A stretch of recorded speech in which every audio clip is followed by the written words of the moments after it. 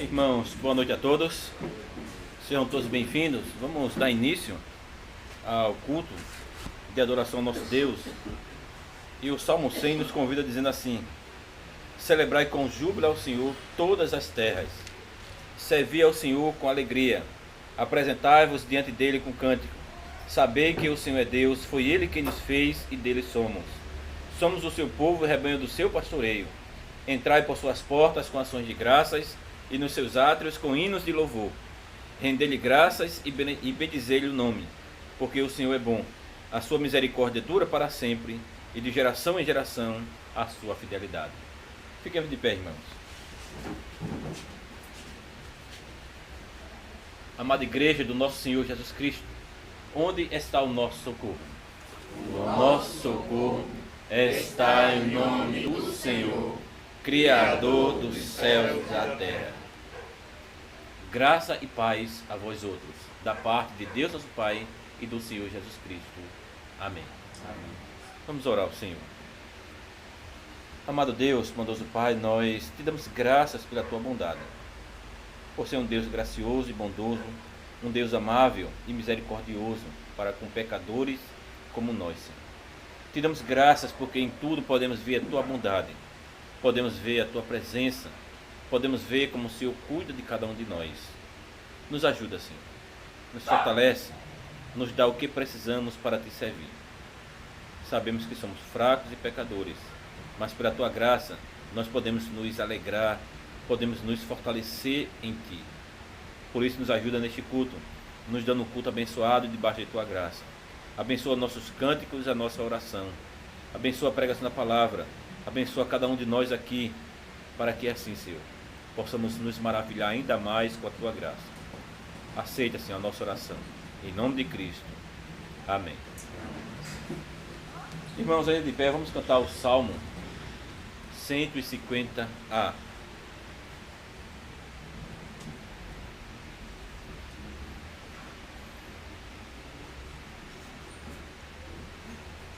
Salmo 150A. Então cantemos. Aleluia, Deus louvai, no seu templo adorai, louvai-o nos altos céus, obra do poder de Deus, adorai-o por seus feitos, poderosos sempre são, em grandeza ficarão. Glória a Deus e muitas honras, com trombetas dai louvor, com saltério e clangor, com adufes Deus louvai, danças lhe apresentai, usai muitos instrumentos, flautas, címbalos soai, todos que respiram dai ao Senhor seus louvamentos. Os irmãos podem sentar e vamos abrir a palavra do Senhor em Levítico,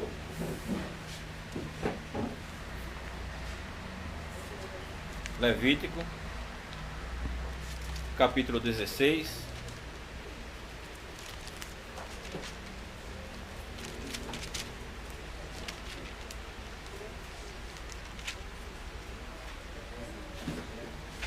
Levítico 16, vamos ler do verso 29 a 34. Levítico 16, 29 a 34.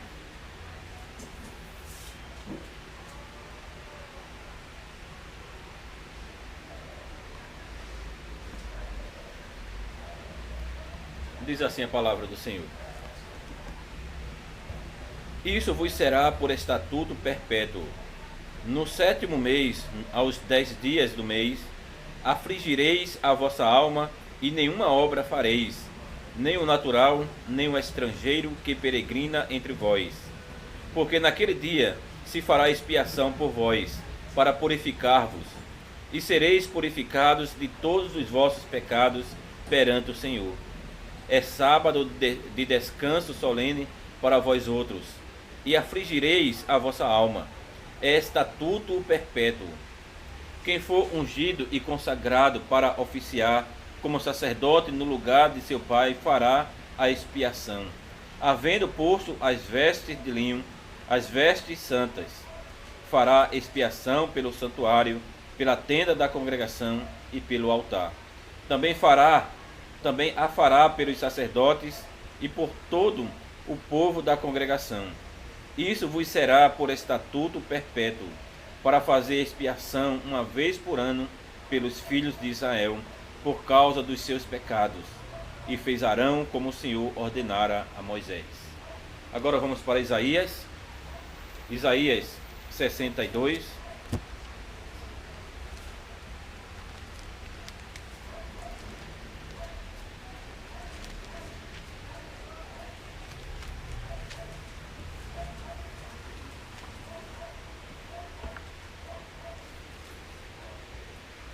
Isaías 62, de 1 a 5.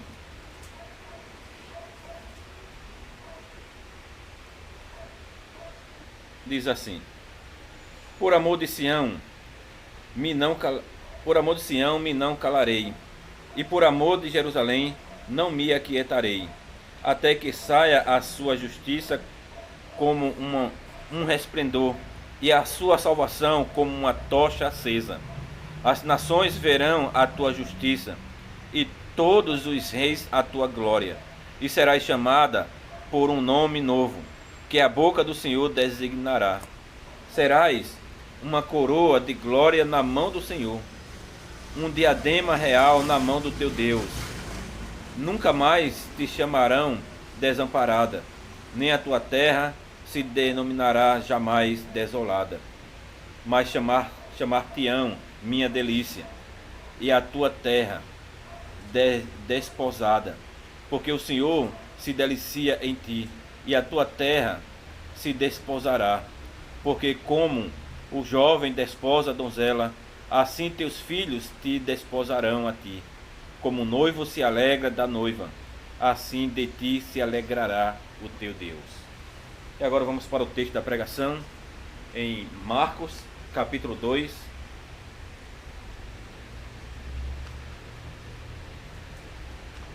Marcos 2, 18 a 22.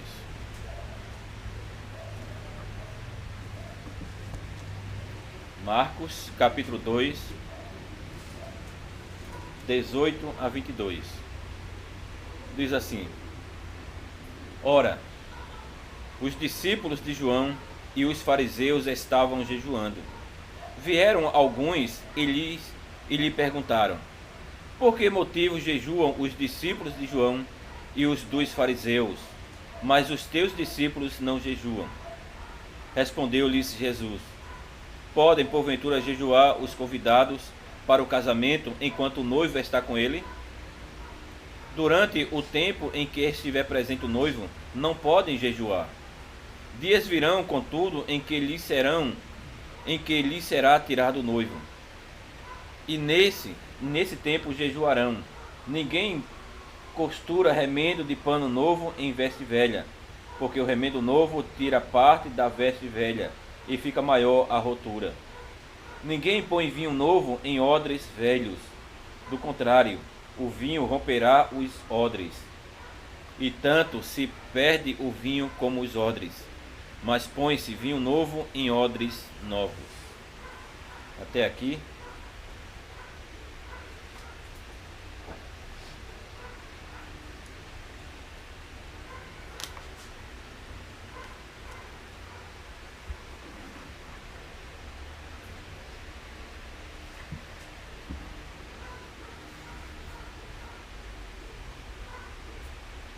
Amada congregação do Senhor Jesus Cristo, não demorou muito para que o Senhor Jesus Cristo causasse polêmica.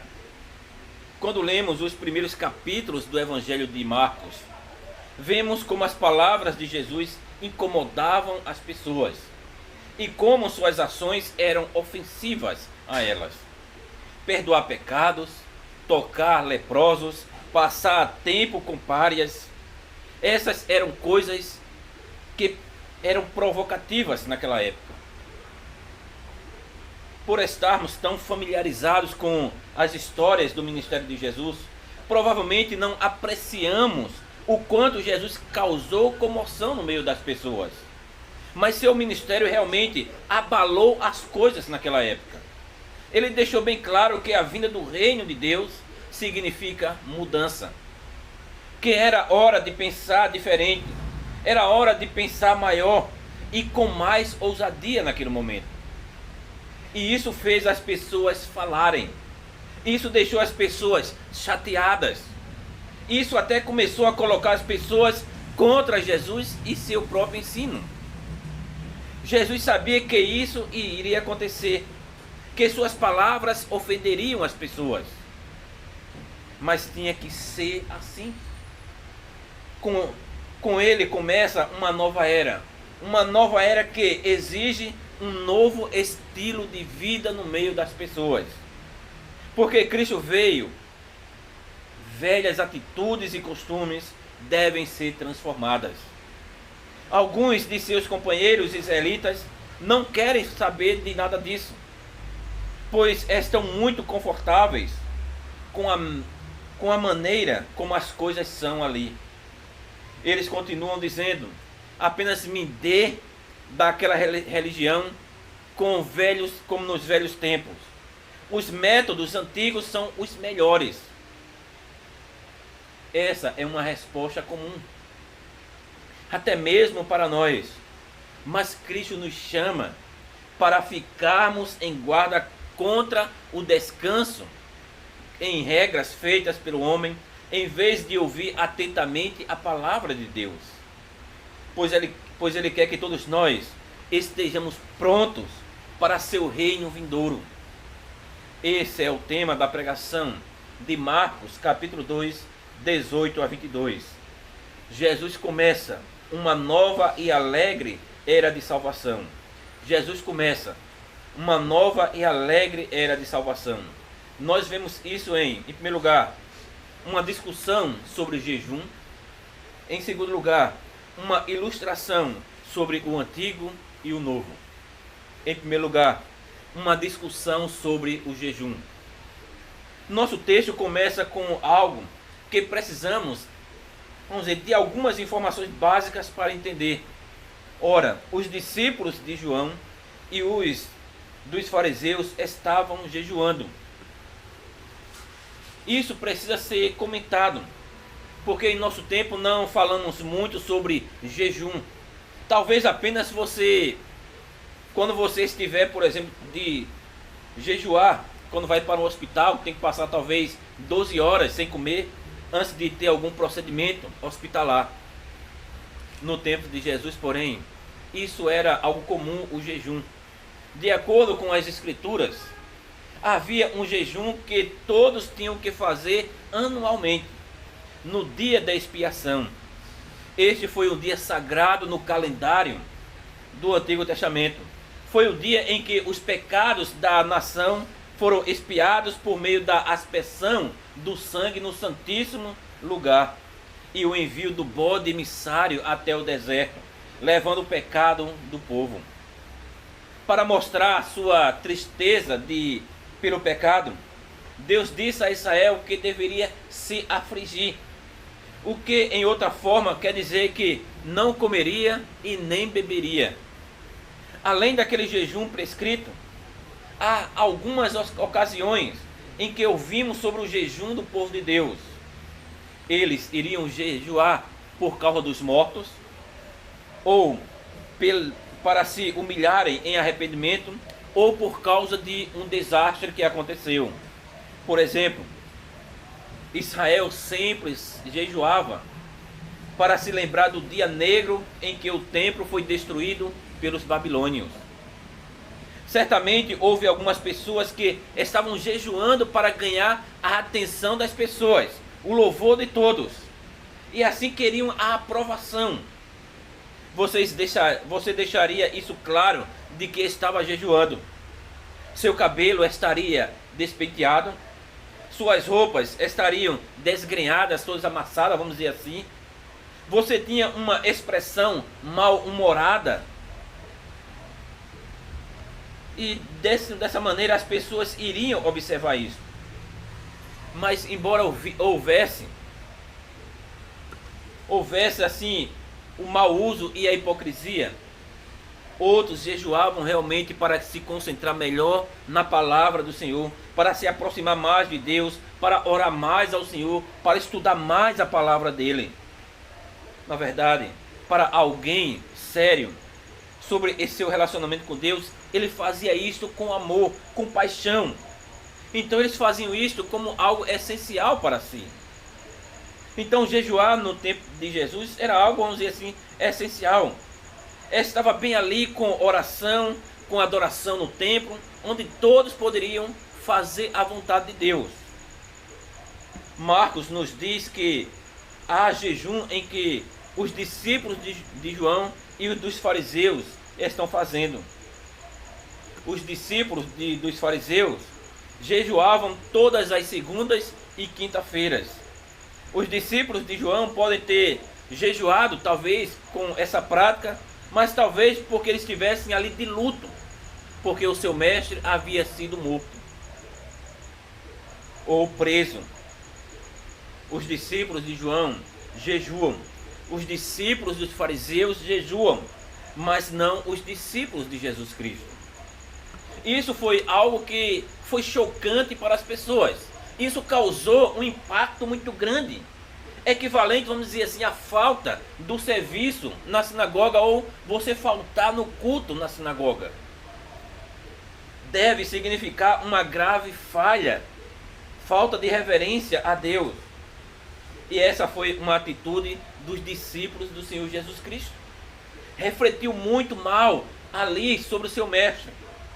Portanto, a pergunta que vem a ele no versículo 18 é a seguinte: por que motivo jejuam os discípulos de João e os dos fariseus, mas os teus discípulos não jejuam?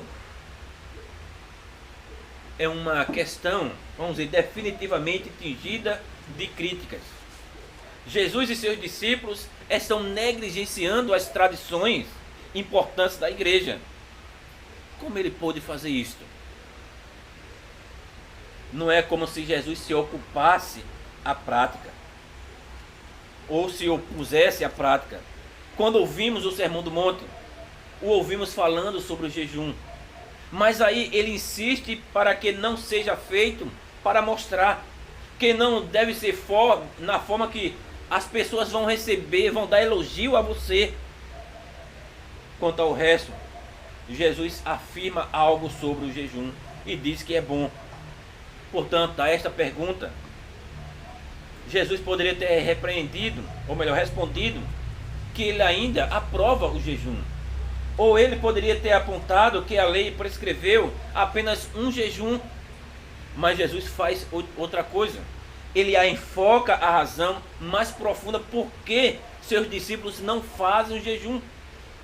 Ele responde a esta pergunta com outra pergunta: pode porventura jejuar os convidados para o casamento enquanto o noivo está com ele? E a resposta é não. Isso não seria apropriado. Jesus se refere aos costumes do casamento da época. Hoje em dia, os amigos do noivo, eles basicamente não fazem nada. Mas nos dias de Jesus, os amigos dos noivos tinham uma tarefa importante. Eles se encarregavam de todos os preparativos para que o casamento fosse um sucesso. Era algo importante, eles promoviam tudo isso. Preparavam os enfeites, a comida, a bebida, tudo isso. E era o trabalho deles. Então os amigos do noivo, eles escolheriam jejuar durante um casamento para olhar para a comida com um olhar sombrio e a bebida assim bem triste? Claro que não. Os casamentos são uma época de festa e celebração. Se o casal está feliz entre você, você irá ficar triste? Você irá ficar com a cara de quem parece um morto-vivo? Seria um insulto se você andasse por aí com o estômago roncando. Portanto, para os discípulos de Jesus, com o Senhor entre eles, não há necessidade de se afligir. É hora de se alegrar com o noivo que está presente. Se você ouvir com atenção, Jesus está dizendo algo profundo sobre si mesmo aqui. Em todo o Antigo Testamento, a imagem de um casamento descreve o relacionamento amoroso de Deus com o seu povo. Deus era o marido paciente de seu povo, embora frequentemente o seu povo fosse uma esposa infiel. Como exemplo, as palavras de Isaías 42, 4 e 5. O Senhor se delicia em ti, e a tua terra se desposará, como o noivo se alegra da noiva, assim de ti se alegrará o teu Deus. É isso que Jesus está dizendo no seu ministério. Ele está trazendo um momento de alegria para o povo, como a alegria do casamento mais festivo possível. Por meio de sua obra expiatória, ele restaurará o povo infiel de Deus ao seu amoroso Senhor. Então, como você pode jejuar? Por que você deve ficar triste nesse momento? É isso que Jesus está dizendo. O noivo está com você. Cristo personifica o amor de Deus Pai, agindo como marido perdoador do povo. Sua esposa, que muitas vezes é obstinada, como Isaías profetizou, Jesus veio para sua noiva para tratá-la com carinho, para amá-la. Ele até se entregará por ela na cruz, para santificá-la, para apresentá-la a si mesmo como esposa, uma igreja gloriosa, sem mancha, ruga ou defeito, mas pura e santa. É a hora da salvação e é hora de comemorar. Então, como em meio do noivo ali, como é que os discípulos poderiam ficar fazendo jejum quando o noivo está ali? Irmãos, Jesus Cristo traz as boas novas. Não é momento de ficar com tristeza, não é momento de jejuar, não é momento de se afligir naquele momento. É momento de alegria, porque o Messias está trazendo a salvação. É isso que acontece. Todos aqueles que conhecem ainda hoje a Cristo pela fé podem se alegrar nele. Todos os dias é um dia para celebrar o presente da salvação. A Bíblia nos diz para nos alegrarmos sempre, mas não é um tipo de alegria que geralmente pensamos. Muitas vezes nós estamos pensando em uma certa quantidade de amigos, ou talvez de dinheiro, de bênção, algo tudo passageiro. Nós precisamos de saúde, de dinheiro, de amigos e aprovação das outras pessoas, um trabalho de sucesso e até autoestima. Então nós podemos ser felizes. Nós queremos vincular a alegria a algo externo, mas nossa alegria pode estar somente no grande amor de Cristo. É somente em Cristo que nós podemos todos os dias nos alegrar. Ele morreu por nós. Ele nos deu vida por nós. Ele será fiel a nós todos os dias. Em Cristo nós temos realmente o que precisamos.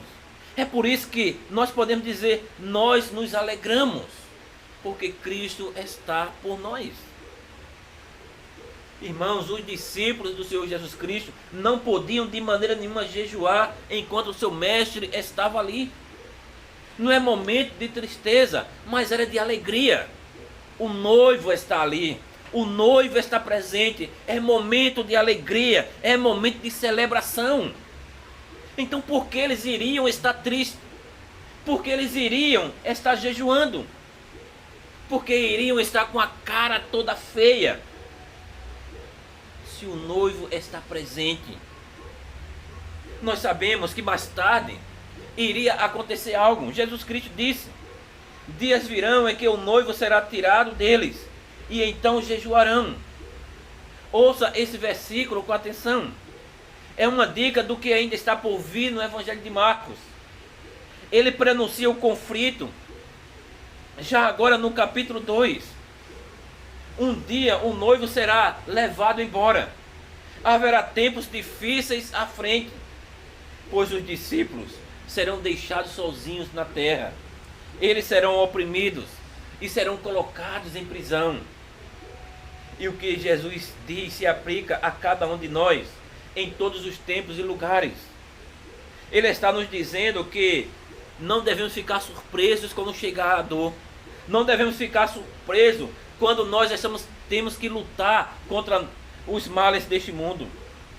Não devemos ficar surpresos quando nós estamos aguardando a vinda do noivo novamente. Jesus Cristo nunca nos prometeu uma vida confortável. Nunca nos prometeu uma vida sem sofrimento, sem tentação, sem perseguição, uma vida sem dor e tristeza. Temos alegria em Cristo. Mas antes Ele faz todas as coisas novas. Teremos muitas dificuldades pela vida. Os dois sempre irão juntos. Como Paulo disse, doloroso, mas sempre alegre. Alegre, mas com lágrimas. Não podemos esperar de outra forma, meus irmãos. E quando é que nós sofremos? Nós sofremos a todos os momentos. Muitas vezes sofremos em nosso trabalho, em nossa casa, em nossa escola, em todos os lugares. E muitas vezes o sofrimento vem de onde nós menos esperamos. Mas chegará um dia em que o noivo será levado embora. É isso que ele está dizendo aos discípulos. Jesus transformou uma questão crítica sobre o jejum em uma revelação ousada sobre si mesmo. Cristo é um marido fiel e amoroso do povo de Deus. Ele é o cabeça da igreja, o salvador do corpo. Ele vai morrer e esta será a causa da angústia. Mas ao mesmo tempo será motivo de grande alegria, pois Cristo estará redimindo os seus. Então chegamos no segundo ponto, uma ilustração sobre o velho e o novo, ou antigo e o novo. Jesus já disse aos seus ouvintes que com o seu ministério as coisas estão mudando cada vez mais. E para explicar isso melhor, Jesus usa uma ou duas ilustrações aqui. Cada uma delas usa a palavra ninguém para enfatizar bem. Ninguém faz isto, ele diz, e ninguém faz aquilo. O primeiro vem no versículo 21. Ninguém costura remendo de pano novo em veste velha, porque o remendo novo tira parte da veste velha e fica maior a rotura. Quem trabalha com tecidos sabe tudo sobre isso. Que num projeto de costura não é aconselhável combinar tecido novo e tecido velho. Não é bom fazer, porque o pano novo vai encolher um pouco após a lavagem, enquanto o pano velho não.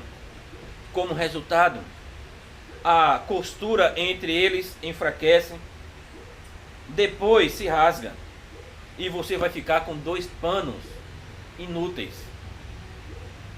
O que Jesus está dizendo? Ele é o novo. O Messias finalmente chegou. Ele está pregando um novo evangelho da graça de Deus sobre a vinda do reino. Palavras dramáticas. E quem são os velhos? Já está ficando claro que são os escribas e fariseus, que representam os velhos costumes. E Jesus e eles não podem se misturar de maneira nenhuma. Eles não podem não podem estar juntos, não podem viver no mesmo lugar, não sem arruinar o novo. Considere novamente a interação de Jesus com os pecadores em seus dias. Ele acolhia aqueles que eram social e religiosamente inaceitáveis. Ele comia na mesa deles. Ele não tinha medo de ser associado a cobradores de impostos ou contaminado por leprosos. Essa nova abordagem não se encaixa com a abordagem antiga dos fariseus, que criaram regras e mais regras, dizendo que essas pessoas não eram inalcançáveis por Deus, que essas pessoas eram impuras, que não mereciam a graça de Deus. Mas Cristo está revelando algo novo sobre Deus. Ou melhor, algo que havia sido esquecido sobre Deus. A salvação não é apenas para os mais santos e mais piedosos. Jesus diz que o Senhor tem compaixão dos considerados indignos. Este novo evangelho precisa ser colocado nas mãos de pessoas quebrantadas e pecadores impuros. É para isso que é.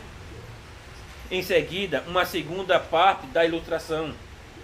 Ninguém põe vinho novo em odres velhos. Do contrário, o vinho romperá os odres, e tanto se perde o vinho como os odres. Mas põe-se vinho novo em odres novos. Essa era outra imagem com a qual todos podiam se identificar. Eles não tinham garrafas de vidro naquela época. Então eles usavam sacos feitos de peles de animais. Uma vez que um animal tinha a pele sem cabelo, o couro curado e as bordas costuradas, você tinha um recipiente à prova d'água. Mas você tinha que ter cuidado com essas peles, especialmente se você estivesse armazenando vinho. A pele tinha que ser flexível e capaz de expandir, porque o vinho ainda poderia estar fermentando. À medida que envelhecia, os gases precisariam de algum lugar para ir. Portanto, colocar vinho novo em odres velhos era causar problemas. Um odre velho estava quebradiço já e não poderia se expandir. Se estourasse tanto o vinho quanto a pele, seriam perdidos. Compare isso com misturar bicarbonato de sódio e vinagre em uma garrafa de plástico e você enroscar a tampa rapidamente. É melhor até você se afastar. Jesus avisa os fariseus e escribas que não se curvam à sua palavra. Nessa nova era de salvação, algumas de suas antigas tradições simplesmente não serviriam mais. Eles serão destruídos por algo muito mais radical. O jejum foi apenas um exemplo. Se você jejuar para receber a aprovação das pessoas, para receber algo das pessoas, você estará longe da fé em Cristo. Para Ele é sempre sobre o caráter do nosso serviço, não a aparência em si. Será que nós amamos verdadeiramente a Deus de coração?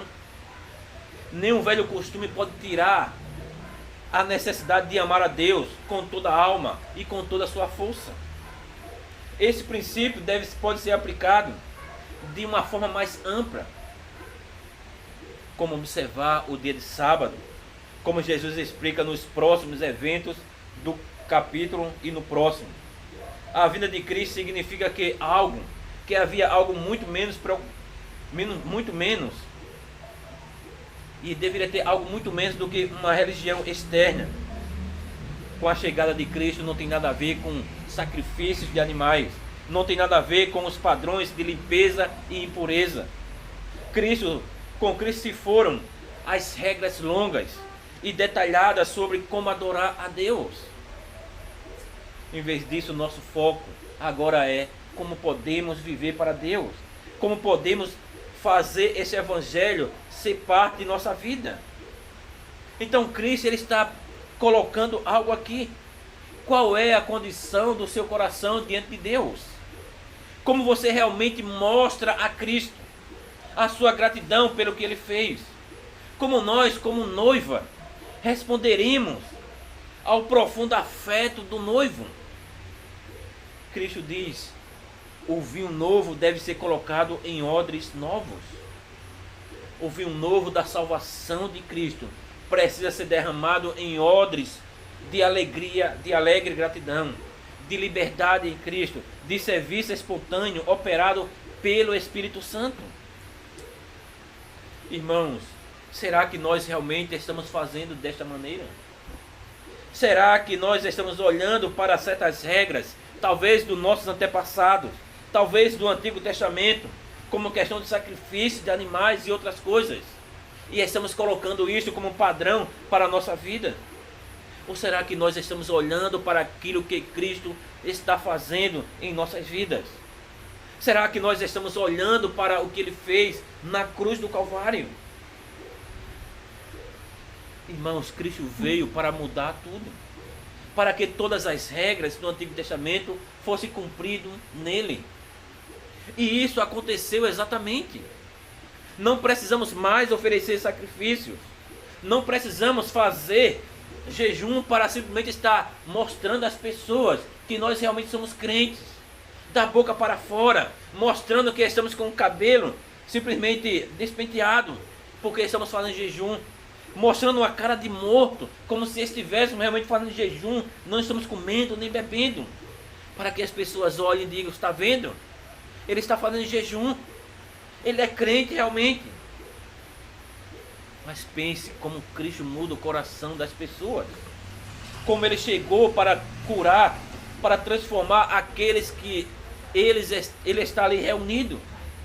São cobradores de impostos, são pessoas que estão à margem da sociedade, são pessoas que são roubadores, são pessoas que desprezam a lei, são pessoas que todos diziam: esses não servem para Deus, é inalcançáveis. Mas Cristo está dizendo: o reino de Deus é para todos, todos que se arrependem de seus pecados, todos que se arrependem e voltam para Deus. É isso que Ele faz. Não devemos nunca pensar que nós somos melhores do que aquelas outras pessoas, que nós realmente merecemos mais do que aqueles que vivem em todo tipo de pecado que nós achamos horríveis. E podemos até chegar ao ponto de dizer: eles são inalcançáveis. Mas antes de pensarmos sobre isso, olhe para você mesmo, olhe para a sua vida. Talvez você não tenha cometido os mesmos pecados que eles. Talvez seus pecados, olhando humanamente falando, não tenha sido tão horrível. Mas pecado é pecado, e todo pecado leva ao inferno. Humanamente falando, nós merecemos o inferno. Humanamente falando, somos inalcançáveis. Mas é isso que Cristo fez por nós. Se Cristo nos alcançou, por que Ele não pode alcançar aqueles que muitas vezes nós dizemos que cometem pecados horríveis? Irmãos, o Evangelho veio para chamar pessoas para viver para Cristo. Cristo está mudando a visão dos fariseus, a visão dos escribas e dos seus próprios discípulos. E é isso que Ele faz. São os gentios considerados impuros que estão na igreja. E muitos daqueles que se consideravam santos estão fora da igreja hoje. Cristo está mudando radicalmente a maneira como eles devem pensar. E Ele faz isso com base nas Sagradas Escrituras. Mas será que nós pensamos desta maneira? Irmãos, a nossa fé tem que estar em prática. Talvez nós devamos estar mais dispostos a confessar os nossos pecados uns aos outros. Talvez nós devamos estar mais dispostos a falar sobre nossa fé. Talvez estejamos mais dispostos a fazer a vontade de Deus em vez de criticar os outros. Talvez tenhamos mais que crescer na disposição de fazer a obra de Deus e não ficarmos parados. Talvez tenhamos que estar mais dispostos a fazer e não esperar que um ou dois faça tudo. Não devemos também tolerar aqueles pecados, aqueles ídolos que nós dizemos são aceitáveis em nossas vidas. Nós precisamos considerar o que está em nosso coração. Quando Cristo veio, Ele veio para mudar nossas vidas. O nosso noivo, Ele está no céu nesse momento. Ele já está preparando toda a festa lá. Ele já está preparando aquele banquete. E naquele dia haverá uma celebração. Naquele dia estaremos com todos os crentes. Todos aqueles que muitas vezes nós ou outras pessoas achamos que eram inalcançáveis. Será um banquete maravilhoso. Não será momento de tristeza, de se afligir, fazer jejum. Mas será um momento de festa. Muita comida e bebida. Como a palavra diz, beber do vinho novo com Cristo. É na sua volta. Quando nós celebramos a ceia hoje, isso já é um prenúncio daquilo que nós iremos provar no céu. É a alegria do banquete, do casamento do Cordeiro. Quando a sua noiva, ataviada, se baixada à terra. A noiva já estará preparada. O noivo virá buscar a sua noiva. Então naquele momento, nós iremos provar de tudo aquilo que Ele tem nos dado.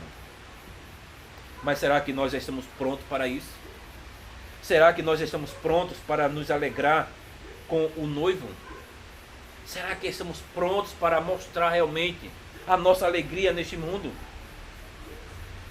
Irmãos, neste mundo passaremos por aflição. Mas as aflições não devem tirar a nossa alegria em Cristo. Nós vamos ficar preocupados porque somos humanos. Mas a nossa tristeza não pode ser maior do que a glória que está por vir. É isso que Cristo diz. Nossa caminhada deve ser uma caminhada com objetivo.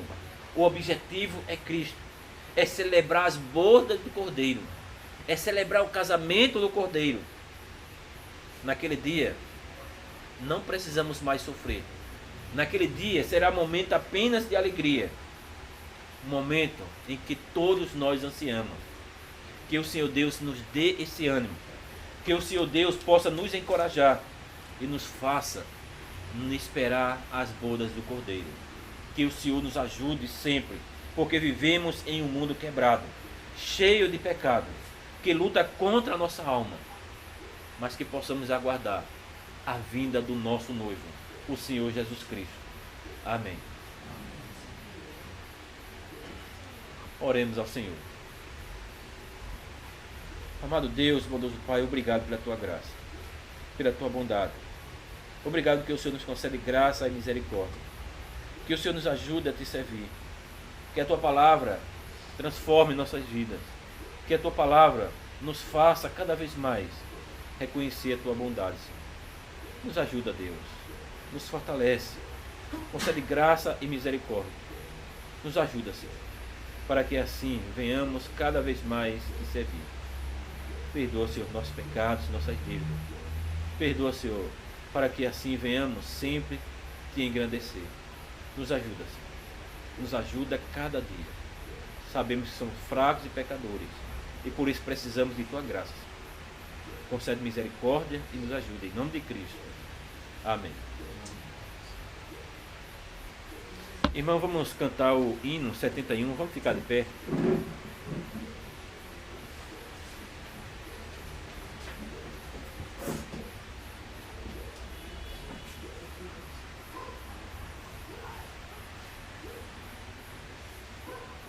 A nova do Evangelho.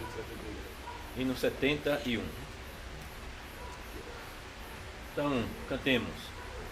A nova do Evangelho já se fez ouvir aqui, publicando em som alegre o que Deus já fez por ti, pois tanto ao mundo amor e ao perdido pecador, que do céu lhe deu seu Filho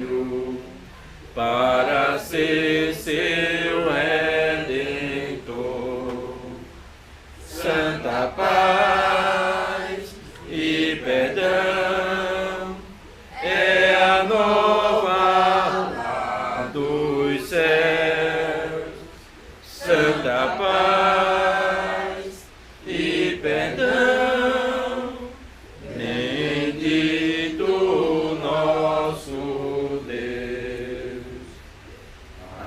renovado Evangelho, segurança, vida e paz, é o amor de Jesus Cristo e o perdão de Deus nos traz.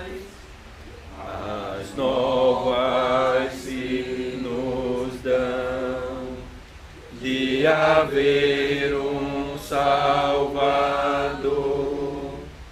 poderoso e muito bondoso, que perdoa o pecador.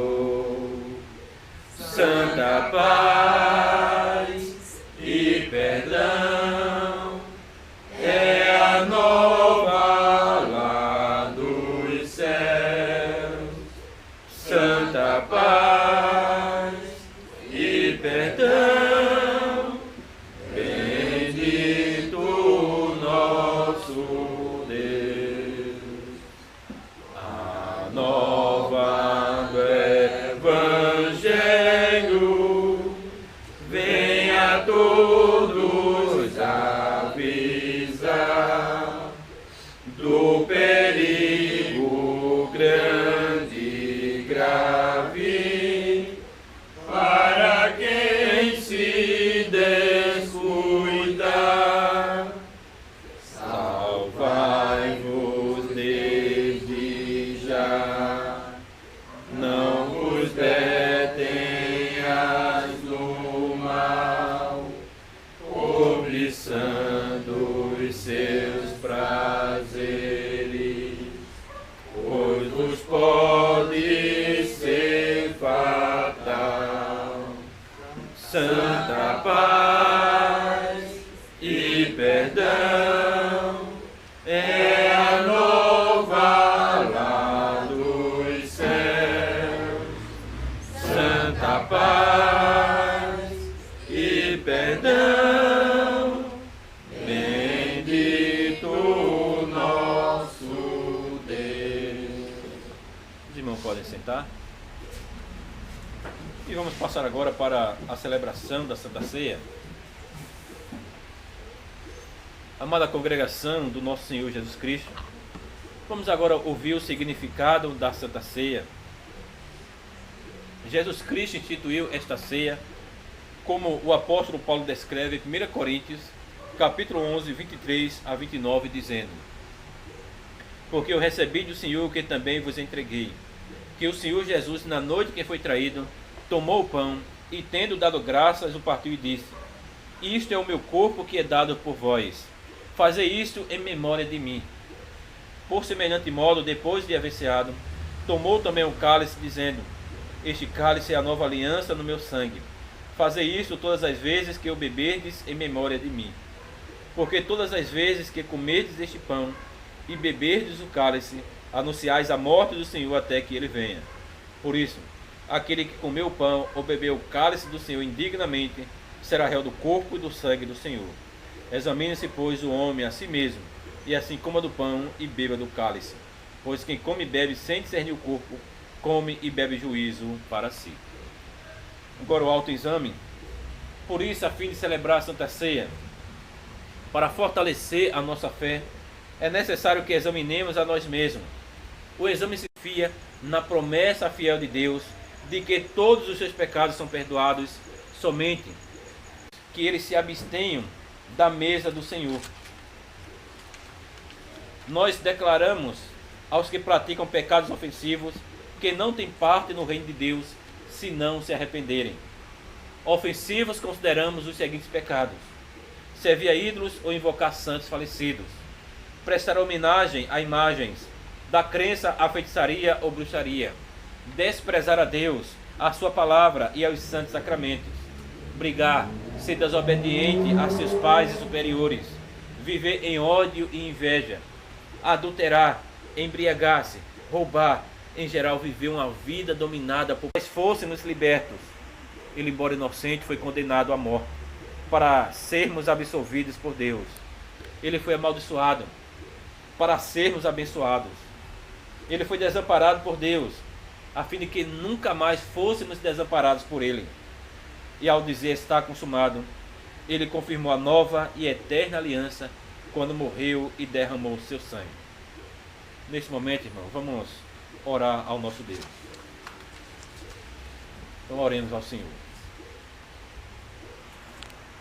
Misericordioso Deus e Pai, nós te agradecemos porque nos deste teu único Filho como sacrifício por nossos pecados e como nosso alimento e bebida para a vida eterna. Opera em nossos corações por teu Espírito Santo, para que nós nos entreguemos cada vez mais a teu Filho Jesus Cristo. Faze com que não vivamos mais no pecado, mas que Cristo viva em nós e nós nele. Fortalece-nos na fé de que serás sempre nosso Pai bondoso, que nos dá tudo o que precisamos para o corpo e a alma. Concede-nos a tua graça, para que alegremente neguemos a nós mesmos, tomemos a nossa cruz e confessemos o nosso Salvador. Ensina-nos a aguardar o nosso Senhor Jesus Cristo, que transformará os nossos corpos humilhados em semelhantes ao seu corpo glorioso e nos levará para estarmos para sempre com Ele. Esta é a nossa oração, Senhor, em nome de Cristo. Amém. Irmãos, para sermos alimentados com Jesus Cristo, que é o verdadeiro pão celestial, não devemos nos apegar aos sinais de pão e vinho. Devemos levantar os nossos corações a Jesus Cristo, o nosso intercessor à direita do Pai.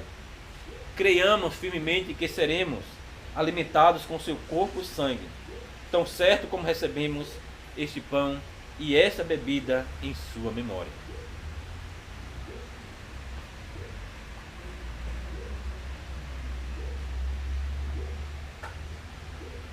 O pão que partimos é a comunhão do corpo de Cristo.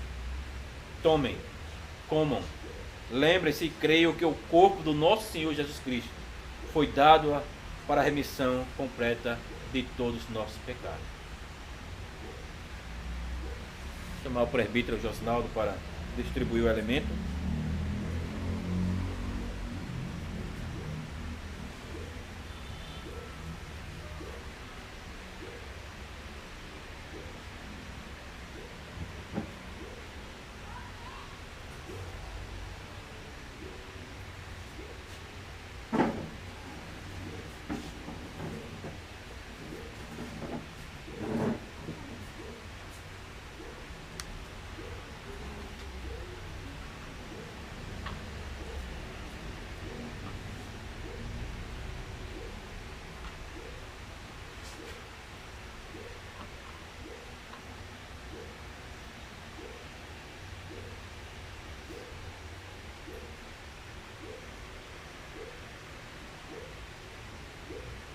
Irmãos, podemos comer o pão?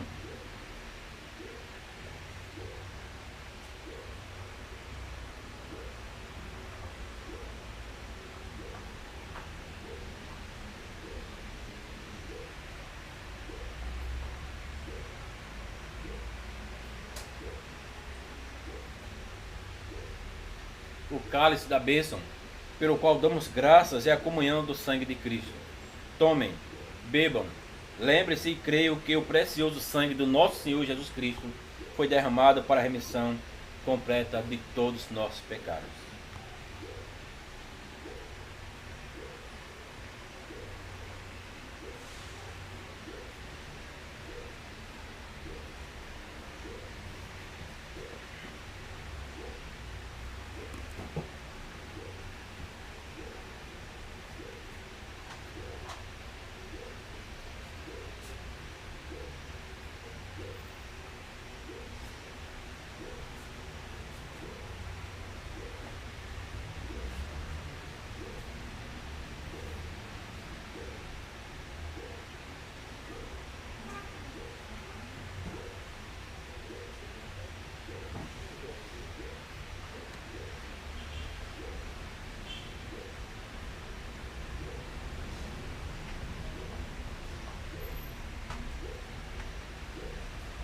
Irmãos, podem tomar o vinho.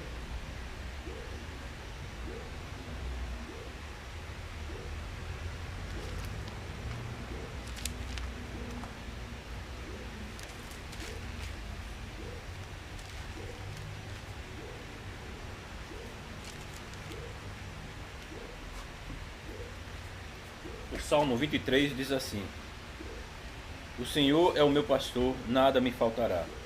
Ele me faz repousar em pastos verdejantes. Leva-me para junto das águas de descanso. Refrigera minha alma. Guia-me pelas veredas da justiça por amor do seu nome.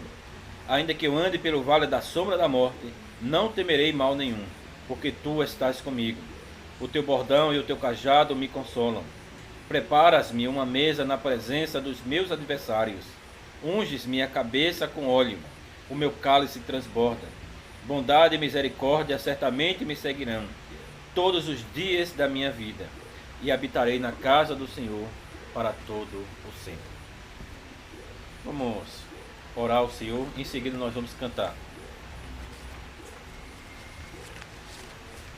Oremos. Misericordioso Deus e Pai, nós te agradecemos pela ceia do teu Filho Jesus Cristo. Te louvamos porque pelo Espírito Santo nos deste o privilégio de nos regozijarmos na comunhão de teu Filho e na união fraternal. Agora, fortalecidos em nossa fé por esta ceia, te rogamos para que demos frutos de gratidão. Faze com que nós mostremos em toda a nossa vida o amor sincero a ti e uns aos outros. Faze-nos esperar ardentemente a vinda do nosso Senhor, a ti, Pai, Filho e Espírito Santo. Seja o louvor desde agora e para sempre. Amém.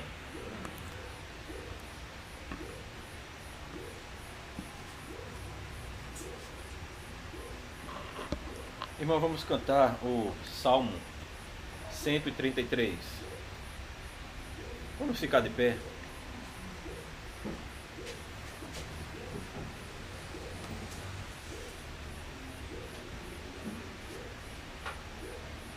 Então cantemos.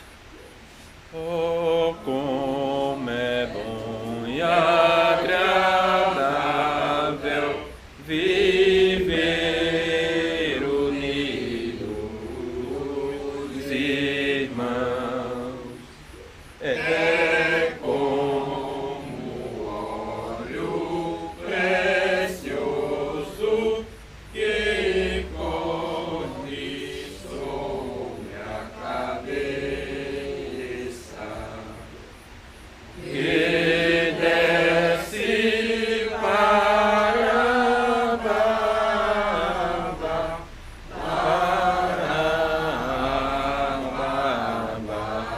de Arão, e desce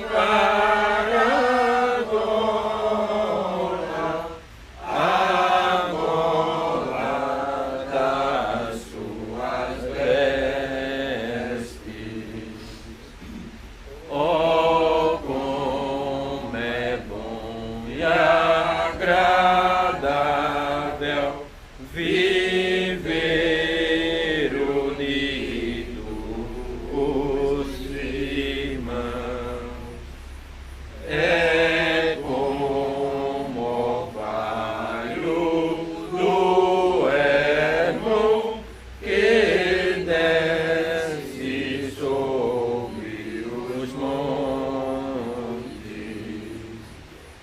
sobre os montes de Sião, ali ordena o Senhor e manda a sua bênção e a vida para sempre. Irmãos, de pé, vamos confessar nossa fé com as palavras do Credo Niceno.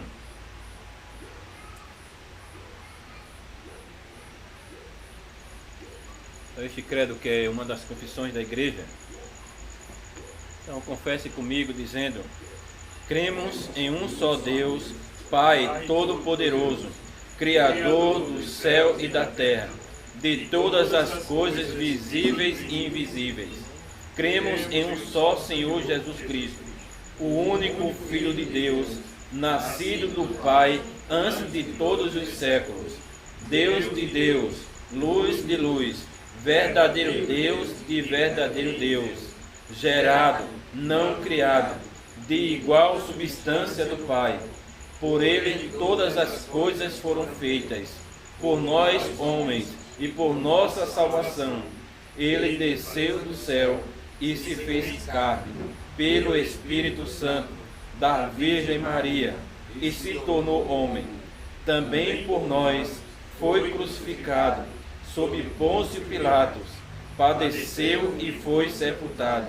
Ressurgiu no terceiro dia, conforme as Escrituras, subiu ao céu e está sentado à direita do Pai, e de novo há de vir com glória, para julgar os vivos e os mortos, e seu reino não terá fim. Cremos no Espírito Santo, Senhor e vivificador, que procede do Pai e do Filho, e com o Pai e o Filho é adorado e glorificado, que falou através dos profetas, e numa só igreja, santa, universal e apostólica, confessamos um só batismo para a remissão dos pecados, esperamos a ressurreição dos mortos e a vida do século vindouro. Amém. Os irmãos podem sentar e vamos dar nossas ofertas ao Senhor. E após nossas ofertas, nós vamos cantar o nosso último cântico após as ofertas.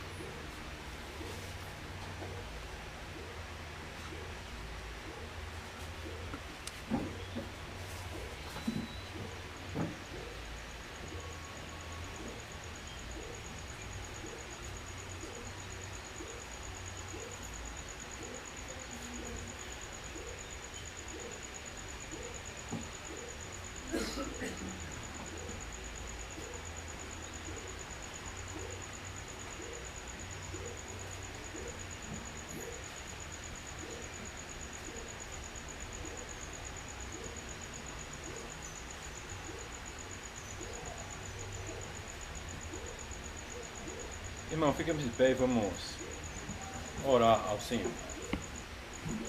Oremos.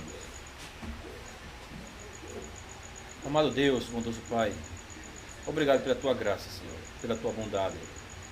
Obrigado por ter nos trazido até aqui e nos guardado. Obrigado pelo culto que tivemos até este momento. Continua derramando Tuas bênçãos sobre nós. Continua nos ajudando para servirmos melhor de cada dia. Perdoa, Senhor, nossos pecados, nossas dívidas. Nos ajuda, Deus. Nos ajuda a Te servir. Aceita, Senhor, a nossa oração. Em nome de Cristo. Amém. Irmão, vamos cantar o hino de número 1. Vamos nós louvar a Deus. Então cantemos. Vamos nós louvar a Deus, vamos ao Senhor de toda a luz, Santo, Santo. Cantem, louvem lá nos céus, nosso Deus e Rei Jesus, exaltado seja Deus, Santo, Santo. Exaltado seja nosso Deus e Pai, exaltado, para sempre o exaltai. Cantem, louvem lá nos céus, nosso Deus e Rei Jesus, exaltado seja Deus, Santo, Santo. Nosso Deus eterno Pai, Santo, Santo, Deus nos bênçãos por Jesus, vede, vede. Senhor, glorificai, vós os santos pela cruz, sim conosco glória dai. Vinde, vinde, exaltado seja nosso Deus e Pai, exaltado, para sempre o exaltai. Cantem, louvem lá nos céus, nosso Deus e Rei Jesus. Exaltado seja Deus, Santo, Santo. Exaltemos nosso Deus, Santo, Santo. Exaltemos com fervor, hoje, tributemos todos nós hinos santos de louvor, sim, louvor em alta voz, hoje,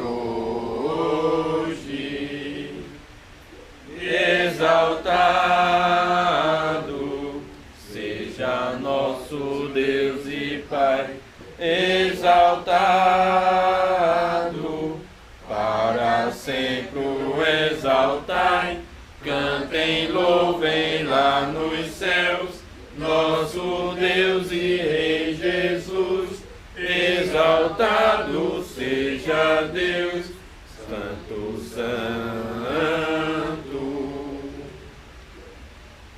Irmãos, recebam a bênção do Senhor. A graça do Senhor Jesus Cristo seja com o vosso espírito. Amém. Amém. Amém.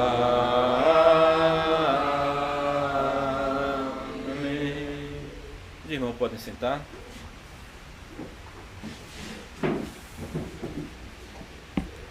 Irmãos, só queremos dar as boa noite para aqueles que estão nos assistindo. Que Deus abençoe a todos.